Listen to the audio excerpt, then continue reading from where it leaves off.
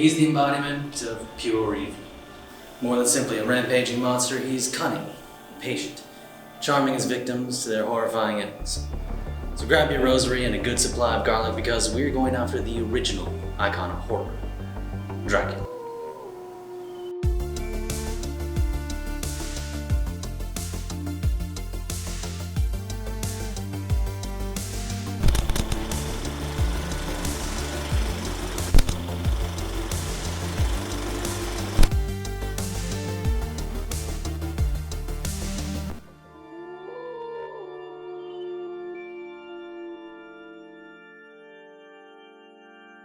There are far worse things awaiting man than death.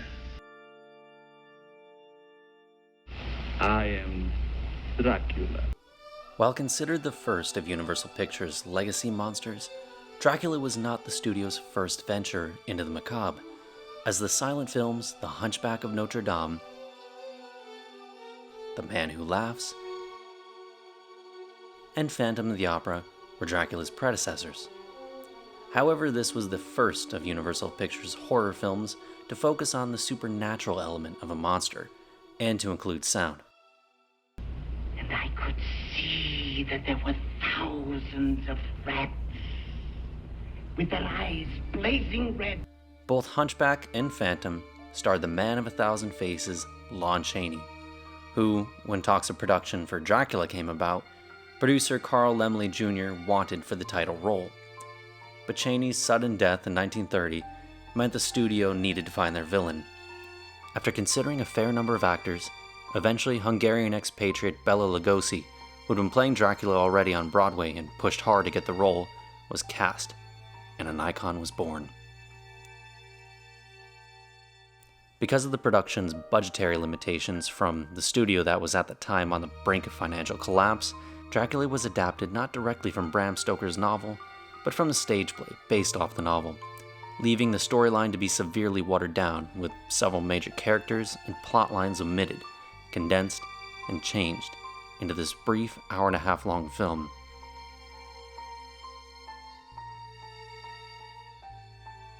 The novel is written in a series of journals and letters sent between the different characters.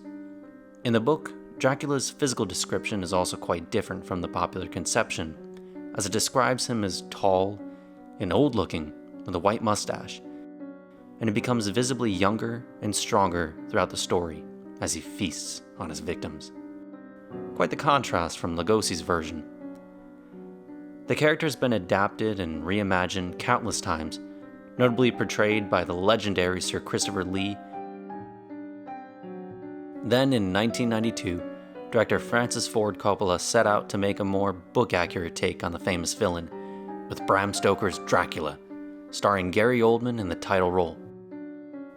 However, it remains that Lugosi's take on the infamous vampire, while quite deviated from the source, is what seems to remain as the definitive version, as everything from his mannerisms and appearance seemed to play into Dracula's Machiavellian nature, looking and acting more like a distinguished gentleman than a killer, and gave this monster a more defined and immediately recognizable look.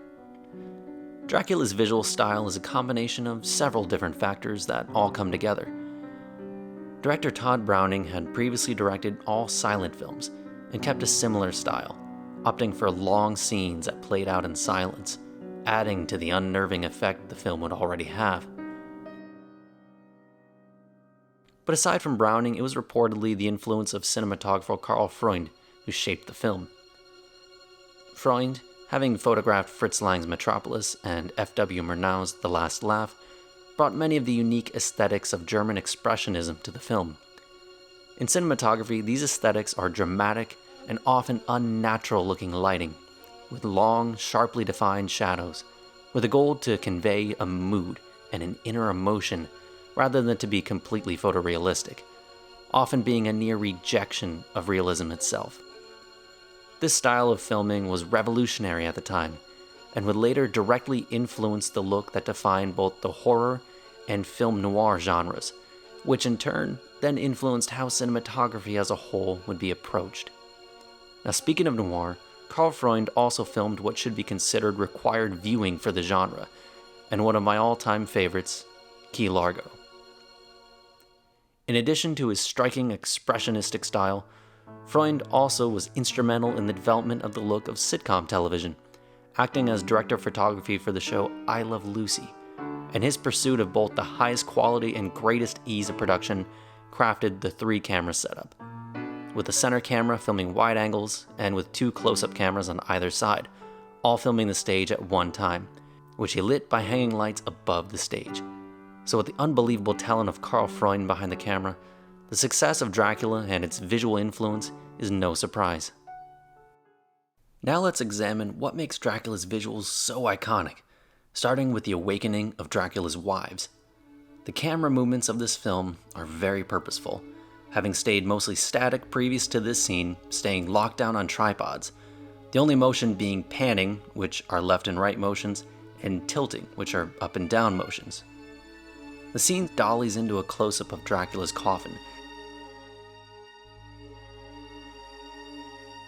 The scene then switches to full shots, or head-to-toe shots, of Dracula's wives, staying static and unmoving. Then again on Dracula himself, starting on a full shot, the camera again dollies into a medium shot as he stares directly into the lens. The only movement in the scene comes from the angles on Dracula himself. It's almost as if the viewer is being pulled in by his hypnotic gaze. The lighting for his angle adds an eye light to further highlight his stare, adding to the effect that it has on the viewer. But this doesn't completely change the structure of the lighting. As you can still see from the background, the source is coming from behind Dracula, on the right side of the screen. Keep in mind that in 1931, knowing the exact placement of where the light source was coming from would not have been as big an issue.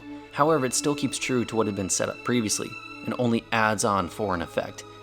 And what an effect it is. The influence of German Expressionism is felt especially with Dracula's introduction and his meeting with Renfeld in his castle, with its large, exaggerated features like oversized windows and spiderwebs.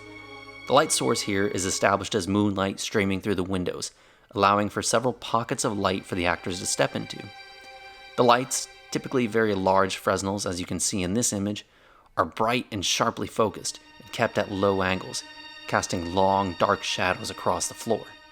This is supplemented with much smaller amounts of fill light, allowing the viewer just enough of the details in the castle to get a well-defined image, but without losing the moody atmosphere it created. This is most apparent in the single shots on each of the characters, with Renfeld being primarily lit from the left side of frame, with only enough fill light to see the outlines of his coat and hat. On the reverse shot of Dracula, he is lit from the opposite side, in a beautiful example of a motivated lighting technique.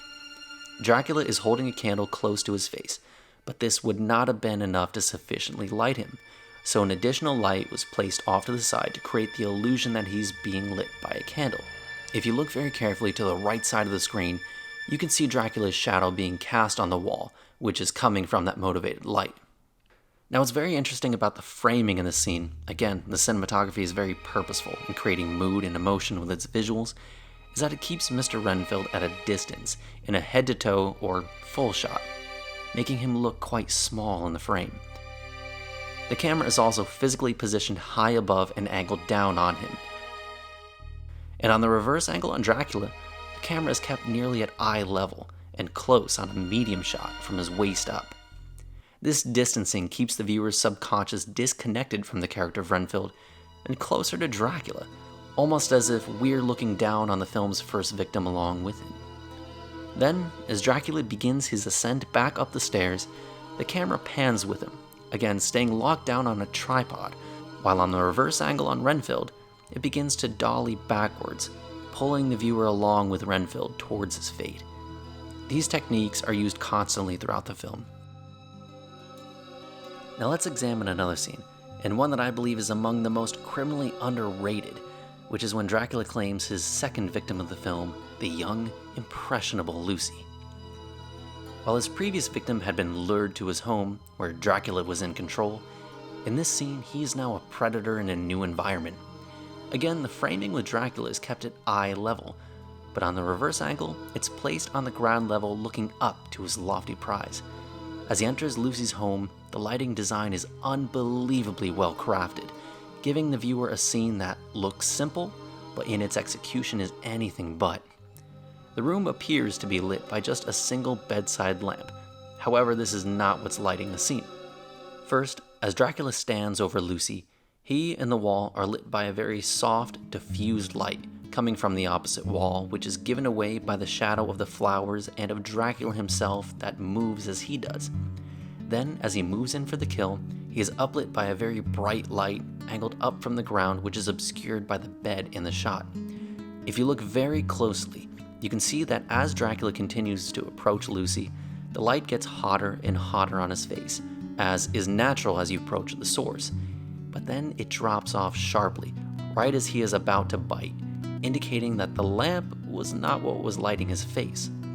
For Lucy's lighting for her bed, a large soft light is hung above the frame and angled down, which you can tell by the angle of Dracula's shadow falling on her. All of these elements combine to create one beautifully lit scene. Now, one last element I'd like to talk about is Dracula's use of eye lights.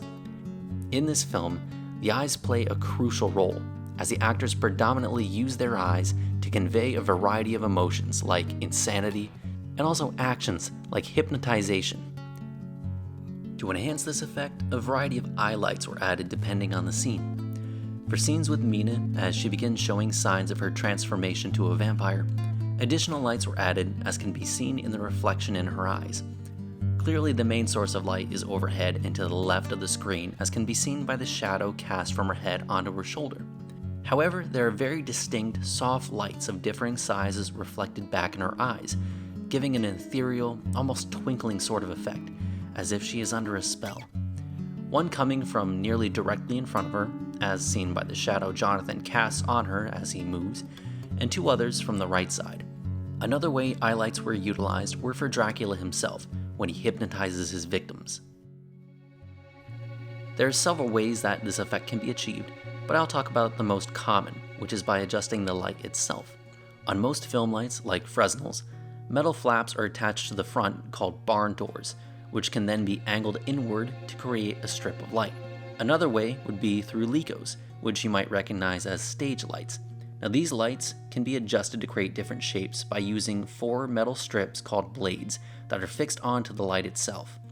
By adjusting the blades on the top and bottom of the light, you can create a thin strip of light that can then be placed onto the actor's eyes. The techniques of Dracula have had long-lasting influences on cinematography and are used to perfection in this incredible film. Thank you for joining me in this look back at Dracula. I invite you to join me again next time as I continue my series on the monsters of Universal Pictures.